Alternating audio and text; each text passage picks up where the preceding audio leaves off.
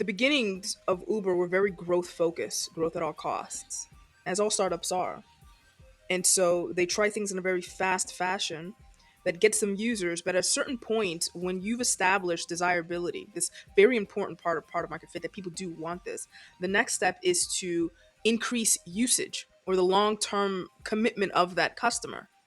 And that's what they're having a lot of trouble with because unfortunately they're in an industry that is very easy to enter. So people are price sensitive. Uber is simply a platform that connects multiple players together, and they don't have total control of all the behaviors and mechanisms of all of those players. These are the multi-sided marketplaces. They're very hard to control. You have the needs of the drivers, which their costs are ever increasing, and hey, we want more take-home pay. So if you can't satisfy the needs of the drivers, then they're going to abandon the app. But if they abandon the app, then on the user side, the rider side, they're not going to be able to get the experience that they want, which is a ride on time to the place that I need to go. This is a battle of balancing both sides, how to keep both sides happy while taking a profit. There is a limit to each side. There is a limit to the rider side of how much they're willing to pay for that ride to get to the other side because there's so many other options. There's all kinds of other options to get to the other side of town. So you can't price it to an unlimited amount and extract that amount from the market. So you're capped by that, but you also have to price that enough that you can pay these drivers enough in order to incentivize them to keep working on the platform and take a profit. You've got a really hard job to do. And I think that what Uber is learning is, unfortunately, they are operating in a space where it's essential worker type work, and people don't get rich off of that kind of work.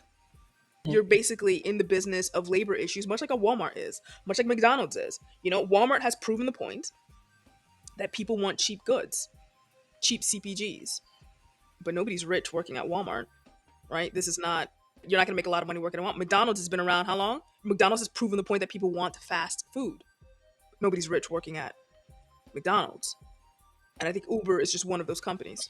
You kind of stumbled into an interesting point that I think needs to be made. You just described a couple of other industries that have worker problems. And I really do believe that these types of businesses that are very low margin, high turnover businesses, they all have like the same desire, which is, can we just not have to deal with people? How few people can we use to get our value from this? So if you walk into a Taco Bell now, or even isn't McDonald's too, you have the completely automated screens and you can go through them and use those instead of going to the counter and placing your order. Amazon has already tested these grocery stores that it just dynamically knows what you're buying through recording and some other types of devices to know what's in your shopping cart. So when you walk out of the store, it knows how much to charge you. These are all different industries, but they all have the same problem, which is workers are the most expensive part of their business. And in some ways, it would make sense. It's like they need to innovate themselves out of needing so many workers, right? And so it comes back to this general idea of how does innovation play into your business so that your business margins make sense? You have to make a product that you can make for cheaper than you sell it for. It's a very simple principle. There's nothing crazy dynamic about that. It's like you need to be able to make some money off of this thing.